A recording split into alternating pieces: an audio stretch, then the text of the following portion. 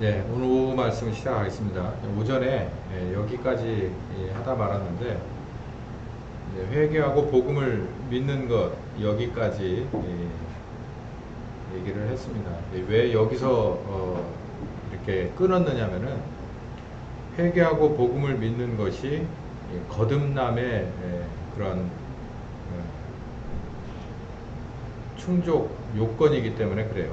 그러니까 회개하고 복음을 믿으면 거듭나게 됩니다. 거듭나지 않으면 그 다음 단계가 또 열리질 않아요.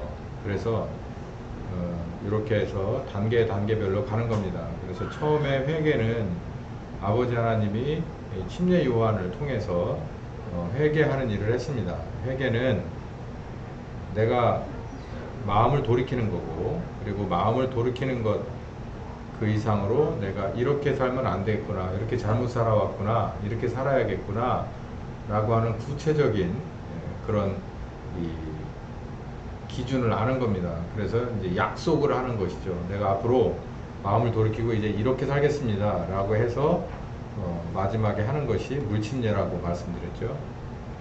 물침례 받고 난 뒤에는 복음을 믿어야 합니다. 왜냐하면 물침례를 받고 모든 게 다 끝난 것이 아니기 때문이에요. 정직하게 가만히 생각해 보면 회개하고 내가 똑바로 살겠습니다. 마음을 돌이키고 제대로 살겠습니다라고 약속을 해도 결국은 그래서 침례를 받든 안 받든 그 두 가지를 하고 나도, 그러니까 물침례를 받고 나도 그 과정을 거치고 나도 자기의 삶이 변화가 없어요. 정말 거의 변화가 없습니다. 거의 변화가 없는 이유가 있거든요. 여기 지금 말씀드린 대로 육체의 더러움을 씻어버리기 위한 본격적인 단계가 아니고 시작의 단계이기 때문에 말씀을 듣고 회개하고 양심을 돌이키는 수준 정도밖에 안 되기 때문에 육체의 더러운 잘못된 것들, 이 속에 깊숙이 감춰져 있는 것들은 뭐 말할 것도 없고 이걸 해결 못 한다는 거예요. 이게 문제입니다.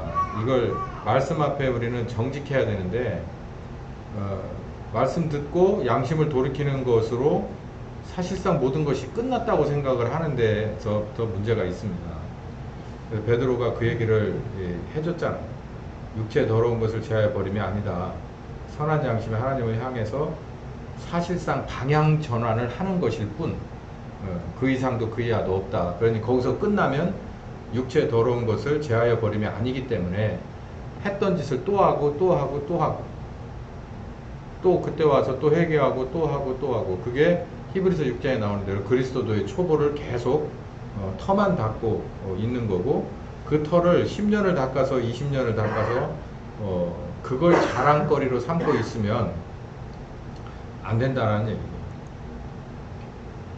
그래서 예수님이 회개하고 복음을 믿어라. 그러니까 회개라고 하는 건 복음을 믿으면서, 사실상 복음은 주인공이 예수님이잖아요. 이 침례 요한의 말 듣고 회개하고, 그리고 예수님이 해주시는 그 무언가를 통해서 우리는 회개의 열매를 맺게 되고, 그로 인해서 죄로부터 구원받고 자유하게 된다, 이 얘기인데, 그럼 예수님은 무슨 일을 하시느냐? 여기 보니까 성령 침례 주고 불침례를 준다. 그러니까 침례 요한은 물 침례를 주었다면 예수님은 성령 침례와 그리고 불침례를 준다. 그리고 이게 제대로 됐는지 안 됐는지를 확인하고 버릴 건 버리고 가져갈 건 가져가시는 분이다. 이제 요거예요. 이제 좀 더 나가 봅시다. 그러면 성령과 불로 침례를 주는 분이 예수님이면 성령 침례는 뭐고 불침례는 뭐냐라는 거죠. 그럼 물침례는 제가 여기서 말씀드렸죠. 물침례는 이거다. 양심을 돌이키는 거다. 뭐는 아니다. 그 행동까지도 완전하게 바꾸지는 못한다. 이거는 누구나 다 정직하면 낼 수 있는 결론이고 동의하게 됩니다. 그럼 성령 침례는 뭐냐? 내주, 그러니까 안에 계시는 성령님을 말하는데, 물침례를 가지고서는 하나님의 말씀이 내 안에 계시지 않습니다. 물침례는요, 마음에 이렇게 움직임을 주는 것일 뿐이에요. 그러니까 그걸 마음이 동한다고 하나? 그러면 사람들이 나 오늘 은혜 받았다라고 얘기해요. 마음이 동하면 기쁨이 오기도 하고, 어떤 사람은 눈물이 나기도 하고, 어떤 사람은 방언을 하기도 하고 은사를 체험하기도 합니다. 그런 건 마음이 동한 정도 수준에서의 은혜예요. 그건 물침례의 은혜고, 성령 침례는 그렇지 않아요. 성령 침례는 내 주, 그러니까 이 안에서 계속 있는 것을 말해요. 에레미야 31장 31절이 굉장히 중요한 구절이라고 말씀드렸죠. 그 안에 뭐라고 되어 있냐면은 내 법을 돌에 새기는 게 아니라 저들의 마음속에 새기겠다라고 얘기하잖아요. 그것처럼 요한복음 14장 16절에서 17절에 예수님이 그렇게 얘기했죠. 보혜사가 너희들에게 와서 영원토록 너와 함께 하실 것이다. 말씀이 육신이 되신 것, 말씀이 비주얼한 것이 예수님이잖아요. 청년 예수. 그런데 영이신 예수님이 영이신 하나님이 우리들의 속에 오신다는 거예요. 그러니까 예수님이 몸을 입고 오시면 여러분은 가장 좋겠죠. 몸을 입고 오셔가지고 여기 와가지고 내가 예수인데 너희들에게 가르쳐 줄게, 이렇게 하면 굉장히 편할 것 같지만, 사실은 그래도 믿는 사람이 있고 안 믿는 사람이 있어요. 여기 계신 분들 중에서도 믿는 분이 있고 안 믿는 분이 있을 거예요. 그리고 믿고 들었다고 해서 다 하는 것도 아니거든요. 그건 예수님이 오셨을 때 제자들을 봐도 다 알 수 있잖아요. 근데 그거 가지고는 안 되고, 차라리 내가 떠나는 게 너희들에게 유익이라 보혜사 성령님이 너에게 오셔서 네 속에 계시면 그분은 진리의 영이기 때문에 너희들에게 가르쳐 주기도 하고 뭘 해야 될지를 알려주시는, 너에게 내주하시는 분이다라고 말씀을 하셨잖아요. 약속을 하셨잖아요. 그러니까 성령 침례 주시는 것은 이제 몸을 입고 오신 예수님이 우리와 거하시는 것에 우리와 함께 하면서 가르쳐 주고 같이 먹고 같이 행동하고 하는 데는 같이 있어도 제약이 있어요. 제가 여러분을 가르치는 선생이지만 여러분한테 가르쳐 주는데 제약이 있잖아요. 24시간 못 가르쳐 주고 장소에 한해서 이거 다 제약을 받지 않습니까? 시간과 공간에 제약을 받죠. 근데 성령님은 그렇게 아니다. 그게 바로 성령 침례를 말하는 겁니다.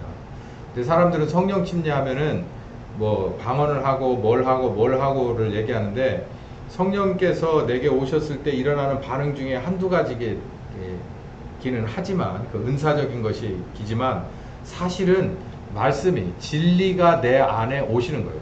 그러니까 진리가 내 마음에 오시면은 여러 가지가 있어요. 이게 이 평안과 기쁨이 있고, 그리고 매사에 어떤 것이든 진리의 기준으로 맞추어서 그 일을 분별하게 됩니다. 그러니까 분별력이 좋아지죠. 이게 바로 성령 침례인 겁니다. 예수님이 십자가에 죽으시고 대속의 십자가를 져야만 성령께서 바톤 터치해서 오실 수 있기 때문에 성령께서 오시는 거예요. 이게 안 오시면 회개해가지고 돌이켜놓은 양심이 그냥 다시 원위치로 돌아가요. 그러니까 이 초점은 여기에 있어요. 회개해서 돌이킨 양심이어야 된다는 거고, 회개해서 돌이킨 양심이 성령님과 같이 손잡고 작업을 해야 돼요. 그래야 굳히기로 들어간다고요. 그렇지 않으면 다시 원점으로 이렇게 어렵게 해가지고 이렇게 말씀 들려줘가지고 이만큼 왔는데, 이거를 또 그냥 놔두면 쓱 원위치로 이렇게 돌아가게 된다고요. 그러니까 여러분이 은혜를 받았던 그걸 계속해서 더 유지하는 건 그만두고 발전시키고 극대화하는 것은 성령께서 하시는 작업이라는 거죠. 그러니까 그게 없으면 잘하지를 않아요. 그러니까 매일같이 와서 그냥 막 욱박지르기도 하고 다독거려 주기도 하고 이렇게 해서 뭔가 그 사람들을 다시 마음이 동하게, 나 예수 똑바로 믿어야겠다, 똑바로 살아야겠다, 오늘 설교 들으니까 그랬다는 것을 느꼈어. 그거는 그냥 물침례라고요. 그러면 그거를 유지시키고 결과를 내야 되잖아요. 그거는 누가 하시냐면 성령께서 하신다는 거예요. 그러니까 성령 침례를 받지 못하면 안 돼. 근데 이 성령 침례를 그냥 우라락 따따따 하는 걸로만 하고, 그게 성령 침례가 맞네, 그게 아니네 라고 해서 교단이 나눠지고 신학이 나눠지고 해서, 우리나라에서 성령님이라고 하는 존재는 방언을 하냐 안 하냐라고 하는 것으로 나눠져 버렸어요. 문제인 거예요. 그러다 보니까 진짜 성령님의 그런 본 모습은 외면당하고 그냥 어디 갔나 없어져 버린 거죠. 우리나라 교회에서 성령님 다시 찾아야 되는 운동이 말이에요. 진짜 성령 운동은 은사주의 운동이 아니에요. 은사주의에서 그냥 묻혀버리면 안 되고, 은사주의에서 넘어서서 24시간 내주하시며 내게 진리의 영이 되셔서 내가 하나님이 원하시는 그 기준에 의해서 매사를 판단하고 그렇게 행동하는 그런 사람들까지 가져야 된다는 거예요. 아니, 생각해 보세요. 비유 안 하겠습니다. 시간 어쨌든 잘 들어보시고, 비유하고 싶은데 꼭 참을게요.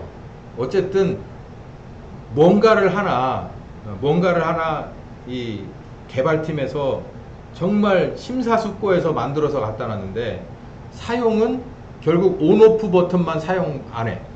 버튼이 한 30개 40개 되는데 다 거기에 따라 맞춰서 조정할 수 있고, 결국은 이렇게 하게끔 최적화되게 만들어 놨는데 온오프 밖에 안 쓴다고 생각을 해봐요. 지금 우리가 그렇게 하고 있는 거예요. 그러면서 나는 다 됐다. 착각이죠. 불침례는 뭐냐면, 사도행전 2장 1절부터 3절 보면은 호련히 하늘로부터 급하고 강한 바라 같은 소리가 있어 저희가 앉은 온 집에 가득했다. 불의 혀같이 갈라지는 것이, 불의 혀같이 갈라지는 걸 또 온갖 또 막 그림을 그리기도 하고 뭐 별거 다 하는데요. 그게 아니고 그냥 성령님은 두 가지 일을 하러 오세요. 우리를 위해서 대속하시고 부활하신 예수가 그리스도다라는 것을 증명하는 일을 해요.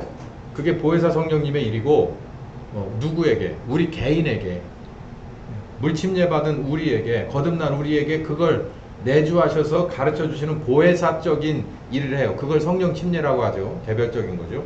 이 불침례는 어느 한 개별을 오시는 건 맞는데, 그 일은 이제 뭐냐면 이 사람 내부가 아닌 이 사람을 통해서 다른 사람을 구원하는 작업을 하러, 그러니까 이제 훈련이 아니라 실전에 나가기 위한 오순절 성령. 그러니까 이렇게 구분하면 돼요. 보혜사 성령은 성령 침례고 오순절 성령은 불침례다, 이렇게 보시면 돼요. 사역하러 나가는 성령님은 불침례 성령이고, 나를 예수의 자녀로 만드는 것은 보혜사 성령의 성령 침례다, 이렇게 보시면 됩니다.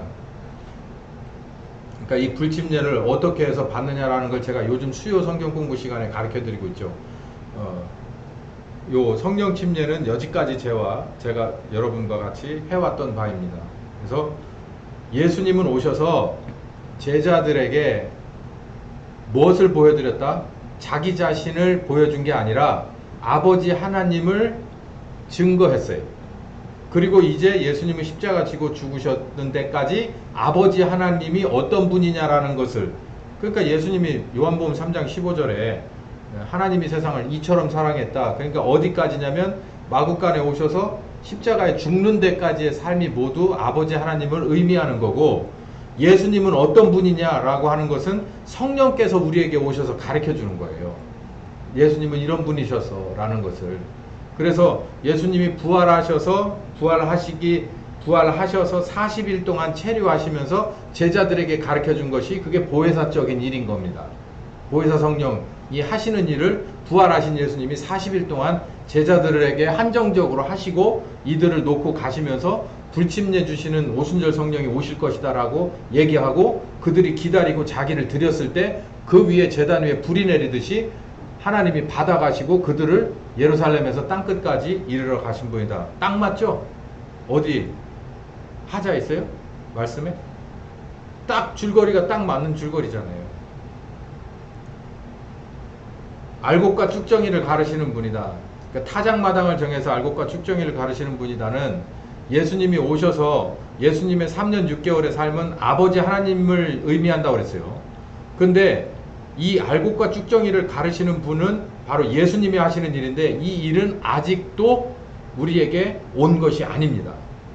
예수님이 오셔서 마지막에 이 일을 하시는 거예요. 근데 이게 중요한 건 뭐냐면, 예수님이 우리에게는 마지막 기회라는 거예요. 우리에게는. 그래서 이분이 만약에 이제 다시 한번 이 세상에 뭔가로 내려오시면 딴 일을 하러 오는 게 아니에요. 너 진짜 가짜, 너는 저쪽, 너는 이쪽, 이걸 하러 오시는 거기 때문에 이제 그분 오시면 끝나는 거예요. 그러니까 우리는 그 전에 우리 개인이 교회가 할 일 똑바로 하고 있지 않으면 안 된다. 그래서 도끼가 이미 남의 뿌리에 놓였다라고 하는 게 이제 예수님 시대부터, 예수님이 십자가에 죽고 부활하신 시대부터는 하루하루가 말세인 거예요. 종말의 시작인 거예요. 그러니까 오늘부터 들어가도 아무 저기가 없어요.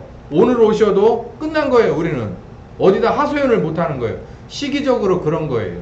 예수님이 십자가 지실 때까지는 아버지 하나님의 시대, 그리고 십자가 지고 부활하셔서 오순절 성령으로 오셔가지고 지금까지의 시대가 벌써 몇 년이에요?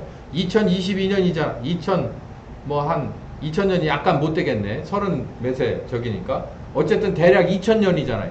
그러니 지금이라도 나는 이제 추수하고 끝내야지. 그러고 예수님이 다시 오신다면, 이 일을 해버린다면 우리는 오늘로 끝나는 거예요. 오늘 밤 12시에 딱 오셔가지고 8월 15일 연휴 없지롱 그러고 딱 와버리겠다고 작정하시면 우린 끝나는 거라니까요. 근데 사람들이 다급하게 생각을 안 하고 시간을 아낄 생각을 안 해. 목사님이 그 얘기한 지 지금 15년도 넘었잖아요. 그러니 내일이 있을까봐? 그러니 내년이 있을까봐? 나는 그랬으면 좋겠어요. 앞으로도 10년, 20년 쭉 있었으면 좋겠는데 그걸 내가 하는 일이 아니에요. 여기 누가 하느냐면 바로 예수님이 하는 일이에요. 그렇기 때문에 시간은 오늘 하루가 종말이에요. 종말로는 그거예요. 언제 뭐 따로 있는 게 아니라 오늘 하루가 종말이라니까요. 시기적으로 이제 오늘 끝내자라고 해서 그냥 문 닫어 그래서 스위치 딱 눌러서 샷다 내리면 끝나는 일이라고요. 이제 더 이상은 없는 거란 말이에요. 마태복음 25장 31에서 33절 보면은 안 믿는 사람을 뭘 어떻게 구분하겠다고 안 했어요. 양과 염소가 막 섞여 있어요. 양과 염소가 섞여 있는데 양은 양대로 염소는 염소대로. 아니 양하고 염소를 뭐 구별을 합니까? 쳐다보면 양과 염소 다 구별할 줄 아는데 애들도 다 아는데 이건 무슨 얘기냐면 양같이 생겼는데 진짜는 염소예요. 그 양의 모습을 했는데 유전자는 염소라고. 그리고 염소의 모습을 했는데 사실상 유전자는 양이야. 이걸 구분한다는 얘기지. 우리도 구분할 수 있는 일을 예수님이 와서 구분을 해요? 그건 아니거든. 그러니까 이거는 안 믿는 사람과 믿는 사람 얘기가 아니에요. 그리고 누가 봐도 이거는 기준 미달이야 라고 하면 그것도 아닌 거예요. 근데 야 이건 진짜 모르겠다 라고 하는 사람들 예수님 앞에 가면 이게 양인지 염소인지 다 드러나는 거예요. 이건 진짜 무서운 얘기예요. 이건 저부터 무서운 얘기예요. 저부터. 정말 고민하고 말씀의 기본부터 다시 생각하고 나를 점검하지 않으면 이건 굉장히 이거 무서운 말이에요. 양 같은데 여지까지 모습을 보니 양인데 보니 속에 염소 유전자야. 그럼 빼겠다는 얘기예요. 반대는 다시 집어넣는다는 얘기입니다. 자, 복음을 믿는다는 것은 이제 정리를 해보면 보혜사 성령님, 이거는 비유로 한 걸로 따지면 성령 침례죠. 성령 침례를 받는다는 얘기는 다시 물 침례를 받는다는 건 양심의 변화를 말한다고 그랬어요. 그래서 앞으로 내가 똑바로 살아야지라고 결심하는 게 물 침례라고 했고, 보혜사 성령님은 성령님으로, 그러니까 이 성령 침례를 받는 건 보혜사 성령님을 따라서 자기를 부인하고 자기 십자가를 지고 말씀을 순종하는 것이 성령 침례입니다. 성령 침례는 뭐라고요? 말씀 앞에 자기를 부인하고 자기 십자가를 지고 순종하는 것이에요. 그것이 바로 성령 침례입니다. 그리고 오순절 성령님, 나를 다 드려서, 나의 모든 것을 다 드려서 하나님이 그걸 응답하시고 받아주셔서 그 다음에는 내 삶을 살게 하는 게 아니라 하나님, 그러니까 아들을 증거하시는 성령님을 동역하는 삶을 사는 것이 오순절 성령 침례예요. 오순절 불침례. 그러니까 우리 불침례를 받았다면 이젠 더 이상 나는 내가 아닌 거예요. 나는 나 개인이 아니라 사역이에요. 사역자로서의. 그러니까 사역자라는 얘기를 참 쓰기가 어려워요. 그래서 보통 목회하는 사람들을 사역자 그러는데, 사역자실 이렇게도 심지어 써놓는데 저는 참 그게 두려움이 있어요. 왜냐하면 사역자라는 것은 하나님이 나를 받으셔서 불침례 주시고 이제는 나 인간 69년 1월 26일 뭐 주민등록번호 이렇게 나가는 이런 내가 아니라 이제는 하나님이 하나님의 일을 하는 그 일꾼으로 산다는 얘기예요. 그러니까 내 개인의 삶이 없는 거죠. 이제 다 하나님의 삶을 사는 거예요. 그렇게 얘기하기가 난 두려워서 사역자라는 얘기를 별로 쓰고 싶지 않아. 근데 신학교 가면은 신학교 1학년생들도 사역자, 뭐 사역하고 오느라고 교수님 페이퍼 못 썼습니다. 이 새끼들이 죽고 싶어요. 사역. 우리 작은 아들이 사역 어쩌고 하다가 아빠한테 한번 되게 혼났죠. 넌 사역하냐? 난 사역 안 하는데.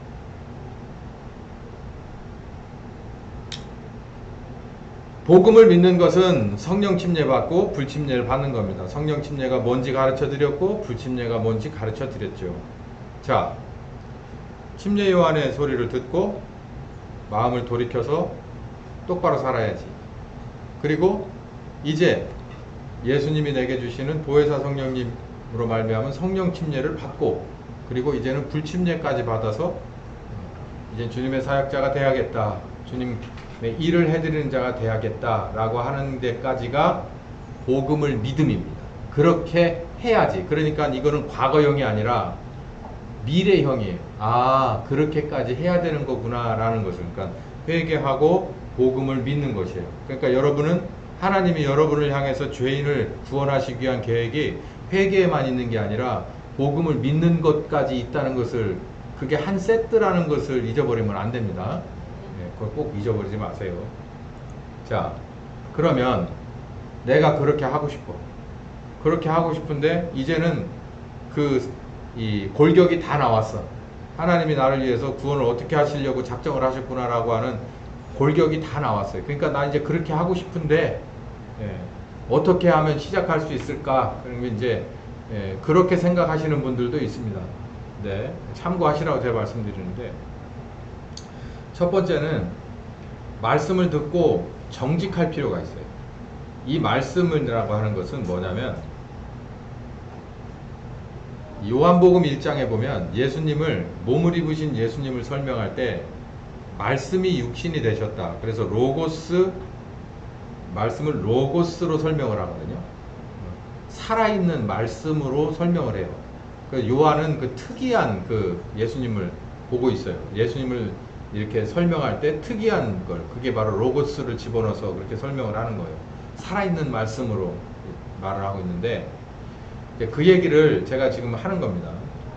예를 들면 요한복음 1장 21절에서 23절에 보면 아까 말씀드렸죠.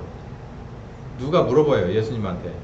하도 옳은 소리 많이 하니까. 네가 엘리야요? 그렇게 물어보니까 예수님이 뭐라고 말하냐면, 네가 그 선지자 엘리야가 맞냐라고 물어보니까 말하되, 누구냐 우리를 보낸 이들에게 대답하라. 너는 내게 대하여 무엇이라고 말할래? 그러니까 가로되, 예수님 가로되, 나는 선지자 이사야의 말과 같이 주의 길을 곧게 하라고 광야에서 외치는 자의 소리로다. 이게 예수님이 아니라 이게 침례 요한을 말하는 겁니다. 침례 요한한테 물어보니까 자기가 뭐라고 말하냐면, 나는 엘리야는 아니고 광야에서 외치는 자의 소리다. 근데 그럼 말라기 아까 4장에서 보면 엘리야가 먼저 와야 된다고 하지 않았어요? 그러니까 엘리야가 와서 부모의 마음을 자녀에게로, 자녀의 마음을 부모에게로 돌이킨다고 하지 않았습니까? 그러니까 여기 물어본 거예요. 바리새인들이 네가 지금 그러면 엘리야란 말이냐? 라고 물어보니까 뭐라고 말하냐면은, 나는 엘리야가 아니라 광야에서 외치는 자의 소리다 라고 말하는 거예요. 그러니까 이 죽지 않고 승천한 엘리야가 다시 한번 몸을 입고 재생을 한 것이 아니라 엘리야격인 예수님에 앞서서 길잡이 노릇을 하는 그 일을 하러 온 요한인데, 그 일은 바로 이런 거다. 광야에서 외치는 자의 소리 역할을 하러 왔다라는 거예요. 그래서 제가 말씀드리고자 싶은 건, 광야에서 외치는 자의 소리라고 하면 이거는 뭐냐는 거죠.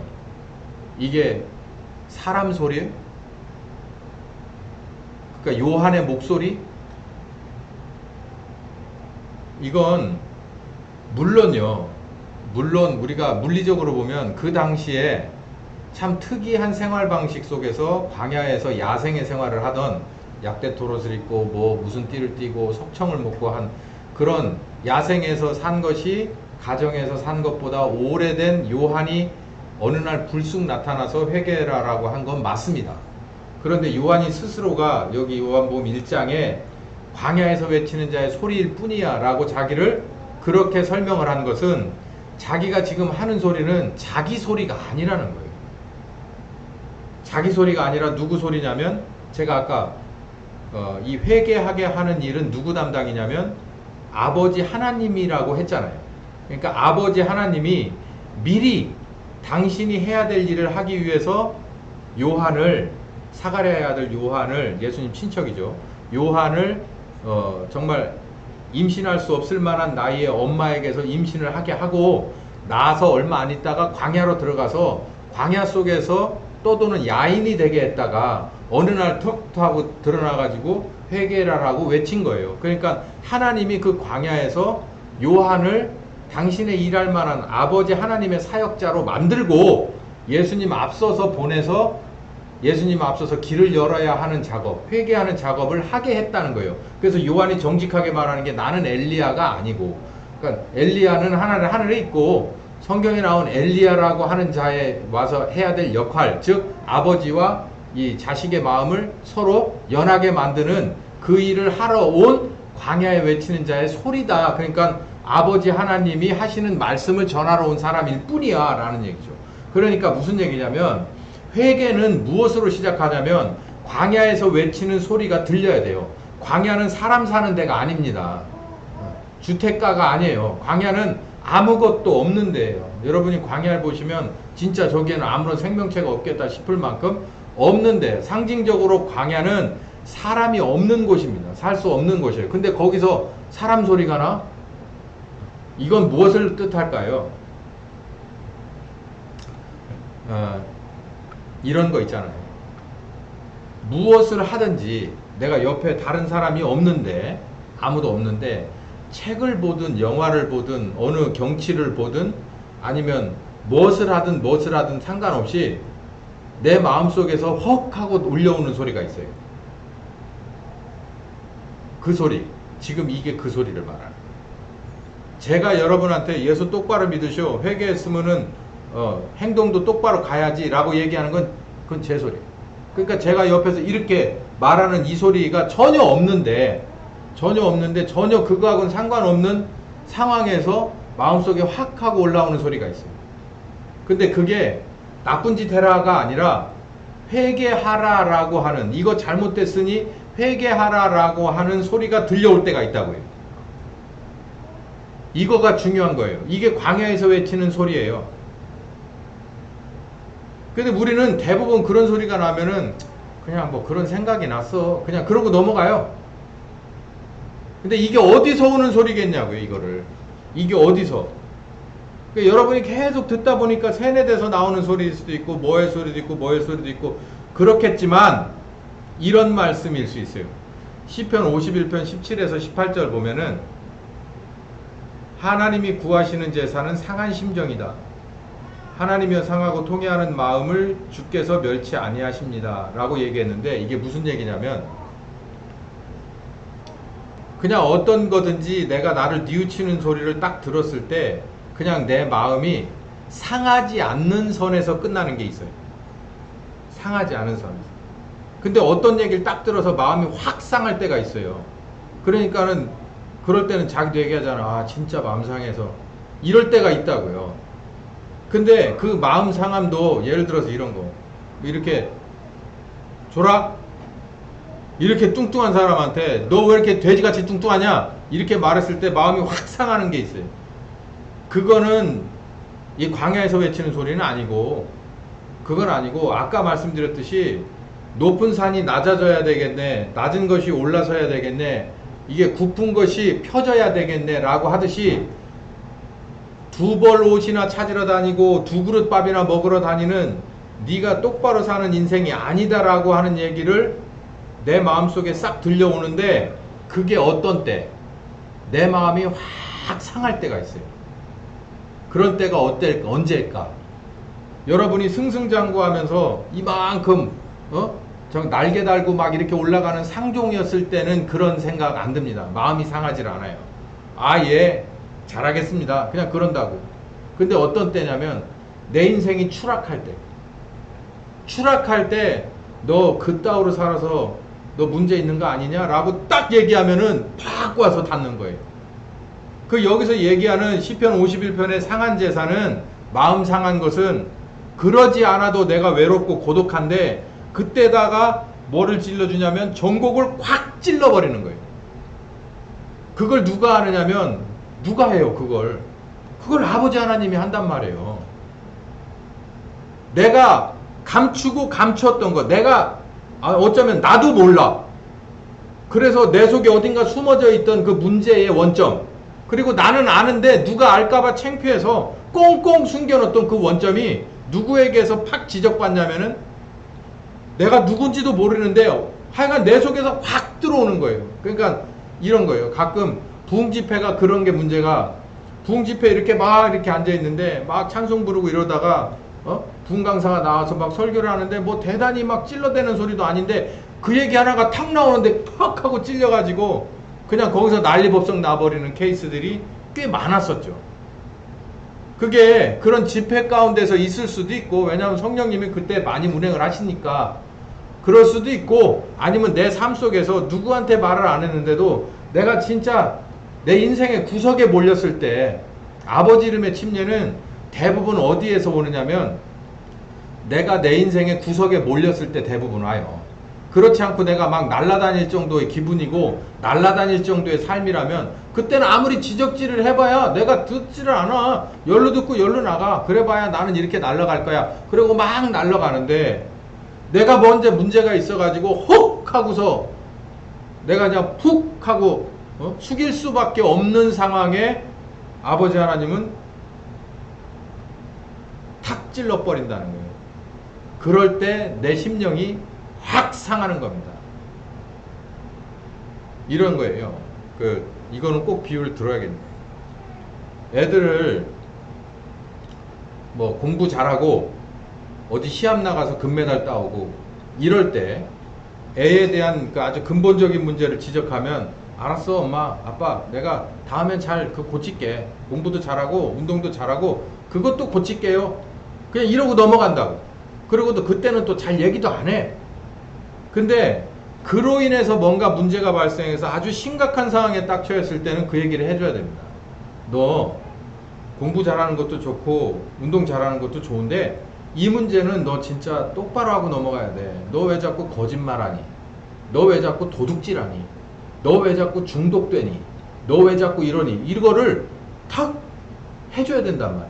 그러면 내가 잘 나가고 상 받고 막 이럴 때는 알았어요 쉽게 이렇게 삭히고 넘어가지만 어려운 속의 상황에서 이거 진짜 나 어떻게 해야 되는지 모를 때 확 크게 찔리면요 그거 진짜 굉장히 큰 충격으로 다가온단 말이에요. 그래서 사람들은 그렇게 하려고 잘 안 해요. 어려운 상황에 당한 사람 어렵게 팍 찌르려고 얘기를 안 합니다. 근데 하나님은 상황을 다 조성해서 그렇게 끌고 가셔서 결국은 그걸 탁 지적을 해요. 그게 아버지 하나님이 하시는 일이고 그 지적사항이 없으면 내가 뭘 안 하냐면 마음을 돌이키지를 않아요. 안 돌이켜져. 그러니까 그런 상황이 됐을 때 그러니까 그러잖아요. 이게 고난이 저주가 아니라 이 배고픔의 고난이 저주가 아니다.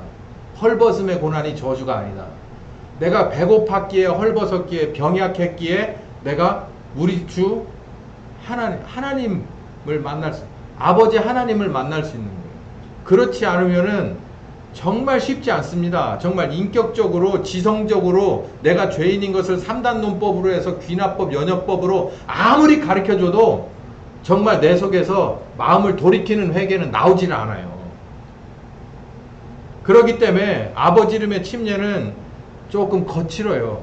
그래서 회개하라 천국이 가까웠느니라 이 독사의 새끼들아 라고 얘기 나오는 게 그 얘기를 듣고도 마음속에 가책이 전혀 안 든 사람들이 대부분이었고 그나마 마음속에 가책 닿는 사람들이 나와서 침례까지 받은 거예요. 이게 바로 아버지 이름의 침례고 이게 회개입니다. 그러니까 회개는 그냥 부흥집회에서 뭐 좀 그랬다고 따라서 해가지고 될 수 있는 회개가 아니고요. 아버지 하나님이 나를 회개할 수밖에 없는 상황에 몰아놓고 회개해야 될 내용을 정확하게 지적하고, 그리고 내가 거기에 반응해서 양심을 돌이키고 똑바로 살겠습니다 하고 두 손 딱 드는 거예요. 그게 회개입니다. 거기까지 가는 거예요. 그게 회개인데, 과정을 설명할 때 상하고 통회하는 마음이 있는 거죠. 전혀 몰라요. 모른다니까. 내가 건강할 때 건강 조심해라 그러면 뭐라 그래요? 예. 내가 돈 잘 벌 때 저축해라 그러면 예. 다음 달부터요. 내가 뭐 할 때 뭐 해라 그러면 예. 다음 달부터 할게요. 근데 쫄딱 망해가지고 건강도 잃고 돈도 잃고 사업체도 잃고 다 잃었어. 그러니까 내가 너한테 뭐라 그랬어? 그때 건강 조심하라 그랬지. 너는 문제가 뭔 줄 알아? 내가 얘기하는 거를 안 듣는 거야. 그러니까 네가 나를 무시하는구나. 이렇게 딱 해버리는 거예요.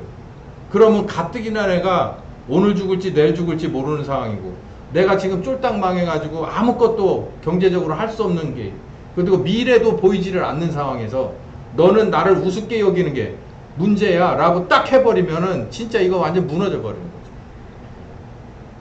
그러나 사람이 그 지적질을 하게 되면 그 사람이 뭐랄까요, 별로 반응이, 하나님이 원하는 반응이 안 나오지만, 하나님이 그 사람을 구석에 몰아놓고 딱 지적하시면 하나님이 한 지적을 받은 사람은 머리를 숙일 수밖에 없어요. 그게 하나님이 시키는 회개입니다. 그래서 회개의 영, 회개의 영 이렇게 얘기를 하는 거예요. 이렇게 하십시오. 말씀 앞에 우리는 정직하면 됩니다. 말씀 앞에 정직하면 돼요. 언제나 이게 우리들의 기본 자세예요. 그러니까 회개 뭔 이런 거 첫 단계 들어갈 때부터 시작해서 이제는 성령님이 불침례 줘가지고 사역자로 땅끝까지 갈 때 우리가 항상 잊어버리지 않게 될 게 말씀 앞에 정직한 겁니다. 군인으로 모집을 하면 처음에 가르쳐주는 게 차려 자세를 가르쳐줘요. 차려 자세, 열중시어 자세, 차려 자세. 이거는 군에 있을 때부터 제대하고, 제대해서 끝까지 갈 때도 남자라면 얀마 차려 그러면 딱 그 자세로 딱 돌아가는 거예요. 그것처럼 말씀 앞에 정직하건 하나님 앞과 나에서 시작과 끝 사이에 항상 필요한 자세예요. 하나님 앞에 설 때는 항상 차려 자세로 쓰는 겁니다. 말씀 앞에 설 때는 내가 항상 차려 자세로 쓰는 거예요. 그거 똑같아요. 말씀 앞에 나는 정직한 자세로 쓰는 겁니다. 왜냐하면 그 말씀 자체가 진리시기 때문에 그 앞에서 내가 토달고 나설 일이 아닌 거예요. 토달고 나서도 결국은 정직하게 생각하면 그 말씀이 옳거든. 내가 틀렸거든. 그러니까 그 말씀이 나한테 오는 거예요. 대부분. 나를 고치려고. 그러니까 말씀이 오면 나는 정직하게 그 말씀을 받아들이는 것이 그게 센스입니다. 두 번째는 정직하게 말씀을 받아들이면 내 마음이 바뀌어요. 아, 이거 내 잘못했구나. 진심으로 잘못했구나 라고 마음 전환이 빠른 거예요. 이게 처음에 첫 번째 회개할 때, 말씀 앞에 정직하게 서서 회개할 때가 정말 어렵습니다. 정말 어려운데 이게 한 번 가고 두 번 가고 세 번 가잖아요. 그러면은 막 내가 막 내 날대로 막 살다가도 어느 날 갑자기 야! 그러고서 말씀을 딱 주잖아요. 그러면은 그냥 정신이 바짝 들어가지고 아, 이거 어디서부터 잘못됐구나 라고 하는 걸로 바로 들어가는 거예요. 군에서 병장들이 아무리 그냥 느글느글한 것 같죠? 막 이렇게 침상에다 다리 얹어놓고 저 군합군도 한 반쯤 풀러놓고 하죠. 야, 저기 대장님 오신다 그러면은 이등병보다도 먼저 딱 가가지고 각 잡힌 자세로 딱 서 있습니다. 그것처럼 말씀 앞에 회개를 여러 번 해본 정직하게 여러 번 서본 사람은 말씀이 이런 거야 라고 다 얘기하시기 전에 한 말씀, 너 그거 아닌데만 해도 벌써 내가 서야 될 자리에 서 있게 되는 거예요. 그래서 말씀 앞에는 정직하라는 거예요. 그게 회개의 시작이고 그게 그 사람의 하나님의 사이에서 업그레이드 되는 최고의 자세입니다. 말씀 앞에는 항상 정직해야 돼요. 그래서 결국은 로마서 10장 16절에서 17절 믿음이라고 하는 것은 어디서 생기냐면 말씀을 듣는다는 건데, 여기 나와서 백날 듣죠. 유튜브로 듣죠. 이 듣는 그거를 떠나서 말씀은 뭘로 듣는 거냐면 이 귀로 듣는 거하고는 안 됩니다. 귀로 듣는 것도 중요해요. 근데 말씀은 뭘로 듣는 거냐면 말씀은 내가 정직하게 서서 받아들이는 거예요. 그 말씀을 수긍하고 받아들이는 겁니다. 그럼 어떻게 받아들이냐면 정직하면 받아들일 수가 있어요. 정직하면. 내가 잘못된 것도 내가 고집을 피우면 그 말씀 아무리 중요한 것도 안 받아들이죠. 근데 이게 있습니다. 여러분 이거 아세요? 제 아들들은 비교적 제가 얘기하는 건 잘 듣는 편입니다. 근데 만약에 이런 아들이 있다면 전 참 고민했을 거예요.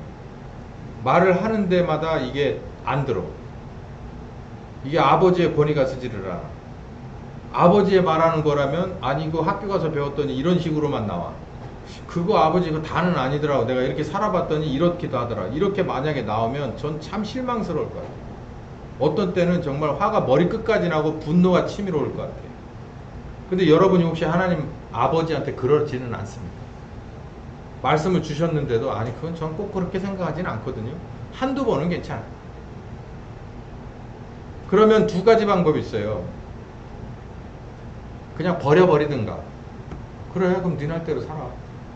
저는 이걸 되게 선호하는 편이거든요. 나는 옥신각신하는 거 싫으니까 그냥 너는 너 믿는 대로 살고 난 나 믿는 대로 살자. 그러니까 설득하려고 잘 안 해. 그냥 갈 때까지 가봐라. 그러고서 막다른 골목 가서 아니면 돌아 나와. 그러면 나오면서 후회를 많이 하겠지. 전 좀 잔인한 면이 있어서 그렇게 놔둬요. 근데 하나님도 그런 면이 없는 건 아니고 하나님이 또 이런 면이 있습니다. 거기까지 가게끔 놔두지 않을 양이면요 어떻게 할까요? 머리끼댕이라도 잡고 발목이라도 차서 말을 듣게끔을 만들어요. 저는 두 가지를 다 경험해봤어요. 그래서 저는 두 가지가 다 저한테는 고통스러운 거고 저는 아주 그런 면에선 겁이 많아요. 그렇기 때문에 어느 정도 딱 가다가 이거 아니다 라고 딱 한 번만 하면 바로 정신 차리고 바로 돌아오는데 1초도 안 걸려요. 마음을 바꾸는데 저는 아주 마음을 쉽게 그냥 확 집어 던져버려요. 그거 고집해가지고 끄트머리까지 가봤자 다시 돌아 나오면서 뼈를 깎는 아픔으로 통에 자복을 해야 되고, 그리고 만약에 거기까지 가게 놔둘 상황이 아니고 위급하다 하면 하나님이 머리채라도 잡고 발길질을 해서라도 못 가게 만들어요. 그러면 내가 어디 병원에 처박히든지 아니면은 부도가 나든지 아니면 내 자식이 어떻게 생기든지, 자식이 어떻게 생기는 일이 참 제일 빨라요. 제일 빨라.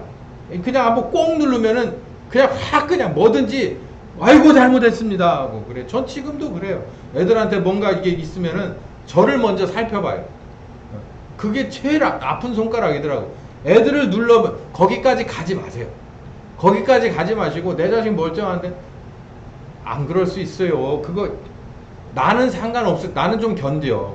근데 애를 탁 누르면 야 이거 하나님이 되게 다급하신가 보구나. 그러니까 저는 거기까지 안 가려고 최선을 다해요. 가봤으니까. 그러니까 여러분도 그걸 아셔야 돼. 결국 말씀을 정직하게 들어야지 뻗찡기지 마세요. 뻗팅길 거면 둘 중에 하나 됩니다. 부러져 버리든지 아니면 버림받든지. 그러지 마시라고.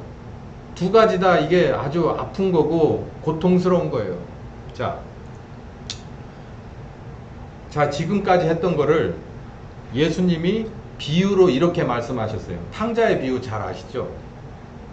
제가 이 비유를 보면 무슨 얘기인지 다 나옵니다. 예를 들어 보면 누가복음 15장에 탕자의 비유가 나오는데 거기에는 세 가지의 비유가 나와요. 한꺼번에 나오는데 주제는 다 똑같아요. 하고자 하는 의도가 같단 말이에요. 바리새인과 서기관들이 예수님을 지적질을 했습니다. 예수님이 식사를 해요. 그런데 식사 자리에서 같이 하지 말아야 될 부류의 인간들이라고 지네가 만든 법에 걸려 뭐 셀이나 몸 파는 여자나 이런 자기네들이 받았을 때 정말 쓰레기보다 더 패급인 사람들과 밥을 먹는다는 건 자기네들 계율에 맞질 않아요. 근데 예수님은 그런 거 신경 안 써요. 그리고 예수님 집회할 때 그 사람들 오면 일로 오라 그래서 앞자리에 앉혀줍니다. 그리고 그 사람들에게 더 축복해주고 그들을 격려해주고 그들을 이뻐해주는 거예요. 그러니까는 그리고 밥까지 먹어. 그러니까 사두개인과 바리새인들이 싫은 거예요. 이 바리새인과 서기관들이 싫은 거예요. 그래가지고 지적질을 하니까 예수님이 새 비유를 들어가지고 그 사람들을 비판하고 결국 여기서 사단이 나죠. 이 비판이 나오면서 계속 나오거든요. 마태복음엔 이런 비슷한 얘기들이 많은데 이 이 화 있을 진저 막 이렇게 나오잖아요. 그런데 이 탕자의 비유가 나오는데, 이 탕자의 비유는 여기가 초점입니다. 집 나가서 돼지 키우는 데 가서도 그 돼지 사료도 나눠 먹을 수 없는 정도의 불경기가 와서 이제는 주인이 일꾼들이 돼지 먹는 것도 건드리지 못하게 하는, 뭐 월급은 뭐 그만두고 사실상 그냥 거기서 붙어가지고 겨우겨우 밥이나 먹고 사는 이런 상황이 아주 경제적으로 어려워진 상황에서 발생을 합니다. 여기서 저가 돼지 먹는 지업 열매로 배를 채우고자 하되 주는 자가 없었다. 못 먹겠다는 얘기죠. 이에 스스로 돌이켜 탕자입니다. 생각을 했습니다. 내 아버지에게는 양식이 풍족한 품꾼이 얼마나 많냐. 아들은 그만두고 그 집에서, 우리 아버지 집에서 일하는 품삯 받는 일꾼들은 최소한 밥은 잘 먹는데 이 생각을 하는 거예요. 근데 나는 왜 여기까지 와가지고 이런 상황에서 여긴 어디고 나는 누군가 이 생각을 한 거죠. 내가 일어나서, 여기가 중요한 데입니다. 내가 일어나서 아버지께 가서 이르기를 아버지여 내가 하늘과 아버지께 죄를 얻었습니다. 지금부터는 아들이 아닙니다. 차라리 품꾼으로라도 써주시면 안 되겠습니까? 그래서 이 고통을 면해야지라고 얘기를 해야지라고 다짐을 합니다. 이게 바로 회개라는 거예요. 이게. 근데 예수님 앞자리에 나왔던 진짜 죄인들은 이 회개를 했어요. 근데 저 뒤에서 수군거리는 애들은 안 하고 있는 거예요. 지금 그 비유를 하고 있는 거예요. 집에서 나가버린 탕자가 있고 집에서 붙어 사는 탕자가 있죠. 이 비유에 보면 둘째 아들은 집 나간 탕자고 첫 번째 아들은 집 안 나간 탕자놈이죠. 집 안 나간 탕자놈이 더 나쁜 짓을 한다라고 이 비유의 끝이 나오잖아요. 그것처럼 여기 보면 회개라는 것은 이런 거고 말씀 앞에 정직한 거라는 건 이런 거예요. 여기서 생각한 이 집 나간 탕자의 마음이 아주 정직한 겁니다. 아, 이제는 내가 아버지 저보고 아들이라고 이렇게 대우해 주시면 안 돼요. 왜냐하면 아들이 받아야 될 걸 다 가지고 가가지고 썼잖아요. 근데 와가지고 어떻게 아버지 나는 아들이잖아요 라고 얘기를 못하죠. 아들의 분량을 다 받아가지고 나가서 다 날렸으니까.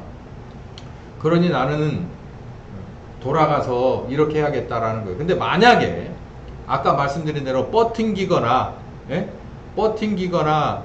뭐 하면 어떻게 된다고 말씀드렸던 게, 만약에 여기서 탕자가 이렇게 생각하지 않고 이렇게 생각했다면 어떨까요? 첫 번째, 아 진짜 여기서 내가 배고파서 죽을 수도 있겠구나.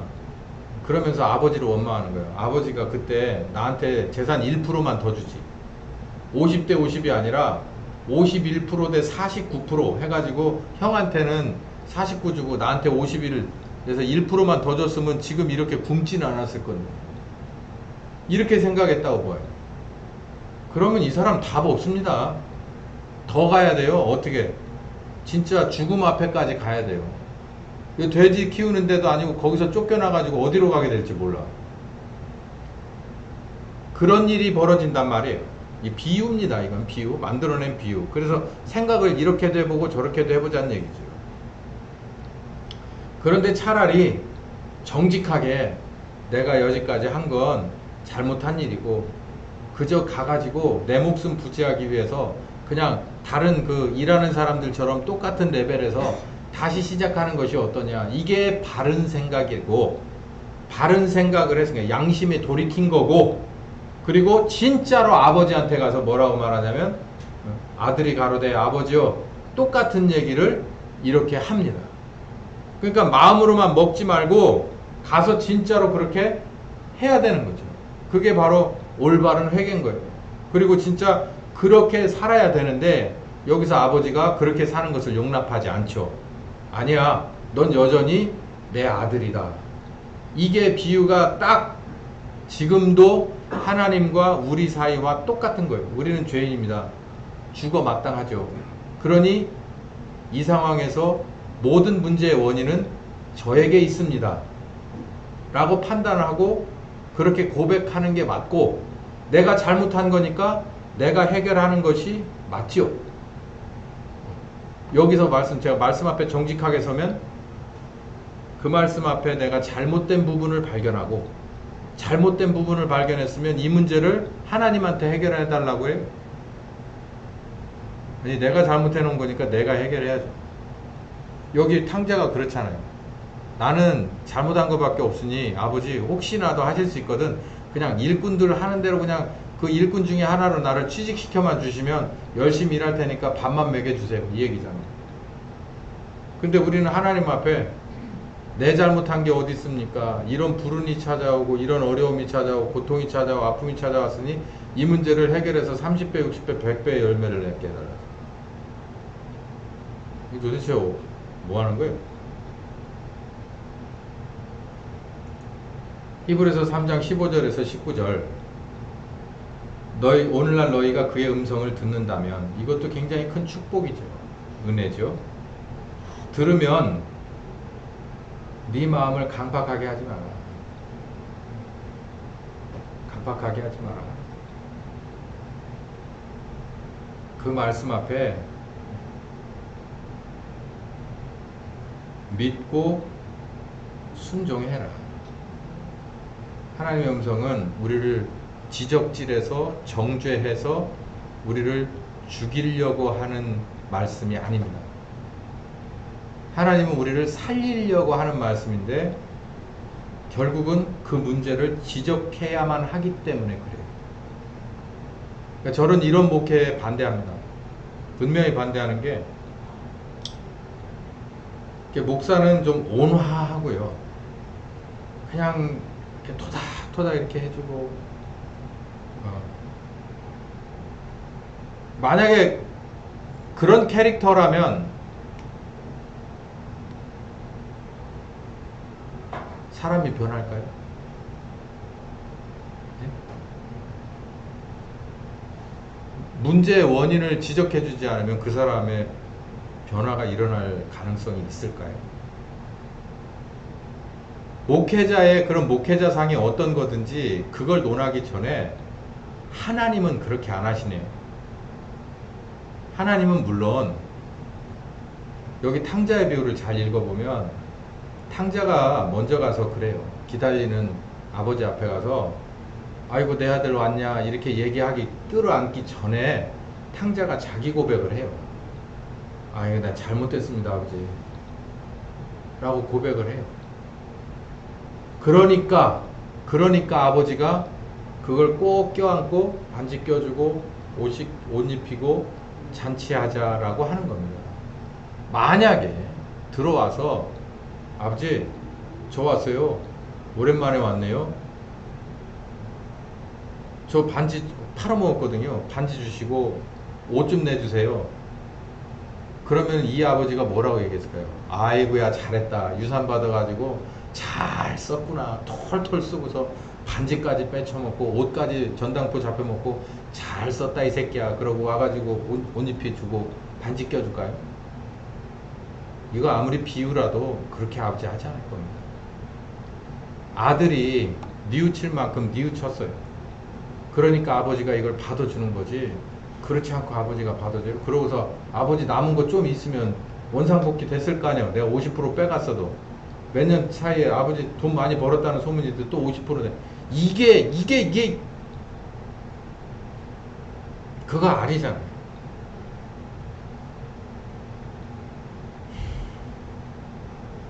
하나님 앞에 그 말씀 앞에 정직한 것은 정말 야박하게 얘기하면 나를 위한 겁니다. 내가 잘 되려는 거예요.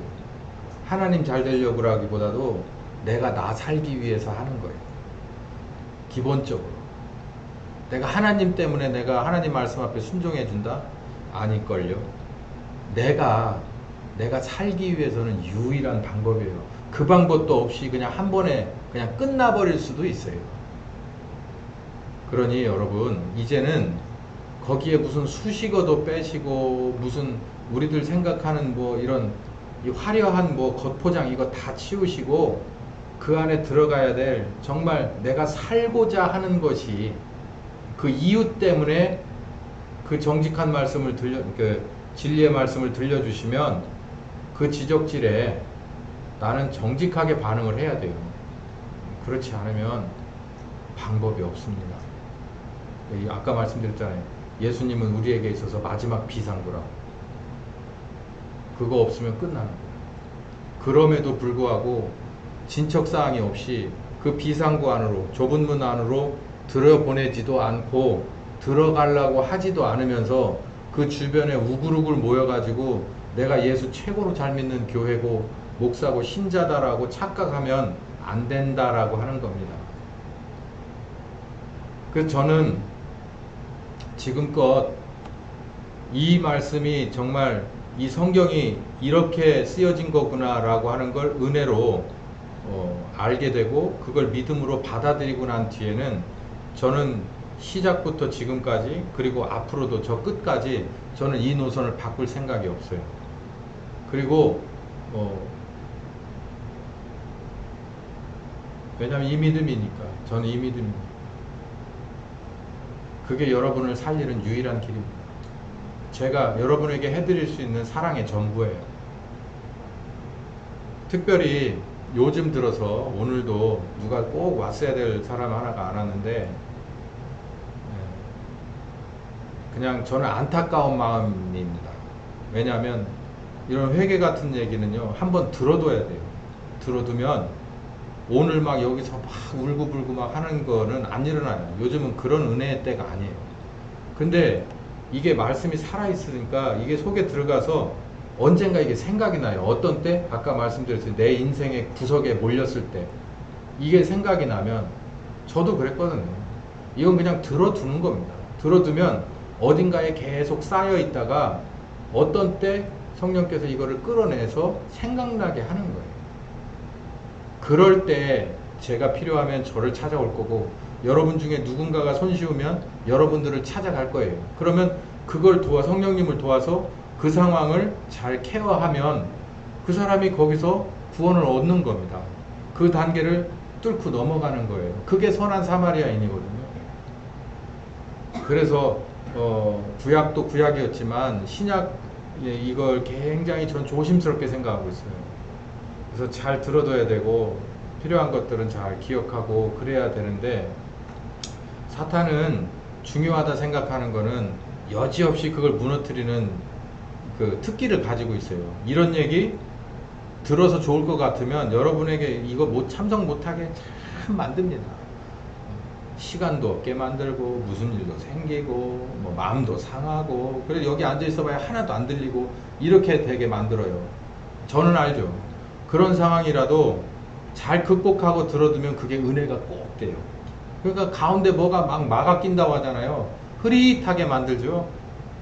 참석도 못하게 하고 부부지간에 아무것도 아닌 일로 티격태격해서 말씀 하나도 안 들어오고 서로 간에 원망만 쌓이고 100번 1000번도 경험했어요. 그걸 잘 뚫고 들어뒀을 때 바로 그 다음에 바로 은혜가 펼쳐지는 거예요. 이런 데까지는 못 가시더라도 잘 참석을 하셔서 제가 여러분에게 해드릴 수 있는 거의 마지막에 이런 그 말씀입니다.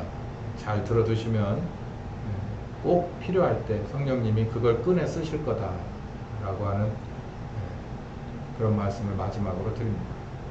기도합시다. 감사하신 주님, 올바른 회개 정말 이렇게 감춰져 있는데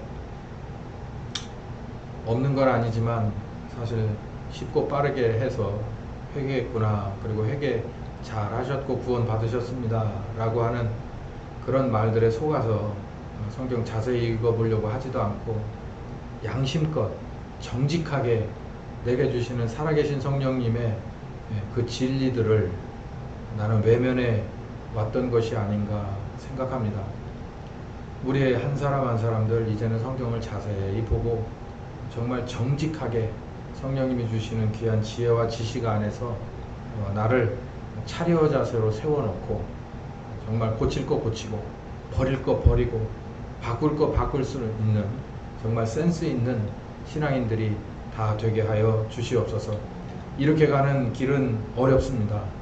이렇게 하려고 하는 교회를 찾는 것도 어렵습니다.